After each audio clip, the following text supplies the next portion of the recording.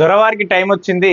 ఎప్పుడెప్పుడు కాళేశ్వరం ప్రాజెక్టు సంబంధించిన విచారణ కేసీఆర్ని పిలుస్తారా లేదా అని చెప్పేసి ఇటు మీడియా కానీ, ఇటు పత్రిక కానీ, లేకపోతే రాజకీయ వర్గాల చర్చ నడిచింది. ఎప్పుడొస్తాడు కేసీఆర్, ఎప్పుడొస్తాడు కేసీఆర్, మరి వస్తాడా రాదా? ఎందుకంటే ఇంత పెద్ద కమిషను, 1,00,000 కోట్ల ప్రాజెక్టు, మరి అసలైన బొట్టు బొట్టు కరిగించి మెదడు చిందించి రక్తం గారిచ్చి కట్టినటువంటి కాళేశ్వరం ప్రాజెక్టు కట్టడానికి దానికి సూత్రధారి పాత్రధారి అయినటువంటి ఆ కేసీఆర్ను కూడా ఈ పిలవకుండా వాళ్ళు విచారణ చేస్తే అది కంప్లీట్ విచారణ కాదు.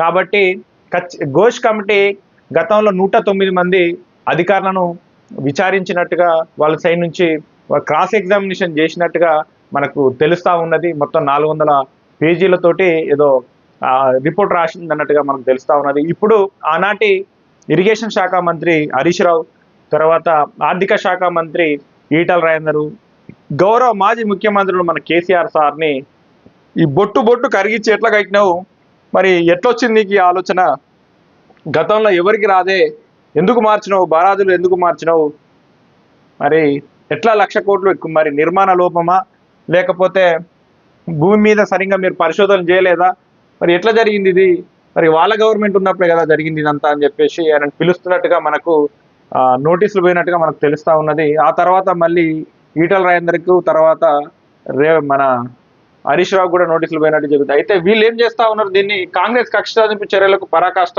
ఏ నేరం చేశారని కేసీఆర్ను వేధిస్తున్నారు. ఈ నేరం చేసిన ఎవడన్నాడు, అది జస్ట్ ఆరోపణ.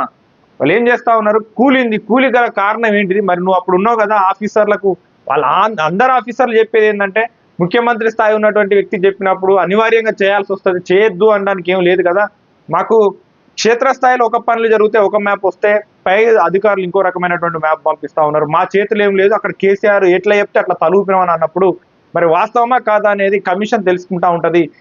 గుమ్మడికాయ దొంగేవాడు అంటే భుజాలు దొరుకున్నట్టు నువ్వు ఎందుకు ఇట్లా ఎగురుతున్నావు, ఈయన జీవన్ రెడ్డి అన్న ఎందుకు ఎగురుతున్నావే, ఏం నేరం చేశారని కేసీఆర్ను వేధిస్తుంది. ఎక్కడ వేధింపు ఏమున్నది, వస్తాడో పోతాడో ఛాయో నీళ్ళు ఇస్తే తీసుకుంటాడో, ఆయన అడుగుతారో ఒక రిటైర్డ్ జడ్జి, ఘోష్ కమిషన్ అడుగుతుంది, మరి ఏంది ఏం కథ, మరి ఆ విచారణకు సంబంధించిన అధికారులు ఏం చెప్తారు, నువ్వేం చెప్తారు, క్రాస్ ఎగ్జామిన్ చేస్తారు, పంపిస్తారు. దీంట్లో నేరం చేసినని వేధించిననే ఎట్లా వేధించారు కేసీఆర్ను, 1,00,000 కోట్లు తెలంగాణ సొమ్ము తీసుకుపోయి నువ్వు ఆడ కాళేశ్వరం ప్రాజెక్టు తోటి ఏం కొంపలు ముని అని మేఘాల మీద కట్టి 1,00,000 కోట్లు కొంప కొలేరు చేస్తే ఏం కాదు, కానీ నిన్ను పిలిచి విచారణ చేస్తే తప్ప, నువ్వే కదా దానికి సూత్రధారి పాత్రధారి, నువ్వు దాన్ని తీసుకొచ్చినావు, ఏం చేసినావు, మరి ఎందుకు కూలింది, మరి 1,00,000 కోట్లు తెలంగాణ గంగపాలు ఎట్లయింది అన్నప్పుడు ఖచ్చితంగా అడుగుతారు, అడిగినప్పుడు దానికి సమాధానం చెప్పాలి. పైగా అప్పుడు ఆనాటి ముఖ్యమంత్రి కాబట్టి చెప్పే బాధ్యత ఉంటుంది.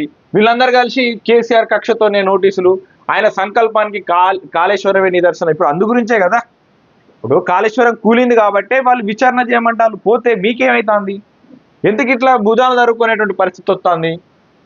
కాళేశ్వరం కమిషన్ కాదు, కాంగ్రెస్ కమిషన్, ఎమ్మెల్సీ కల్వకుంట్ల కలుపుతాం. మేమేమంటున్నాం, కాళేశ్వరం ప్రాజెక్ట్ కాదు, కల్వకుంట్ల కమిషన్ ప్రాజెక్ట్ అని మేమంటా ఉన్నాం. అది నువ్వు నిరూపించుకోవాలి కదా.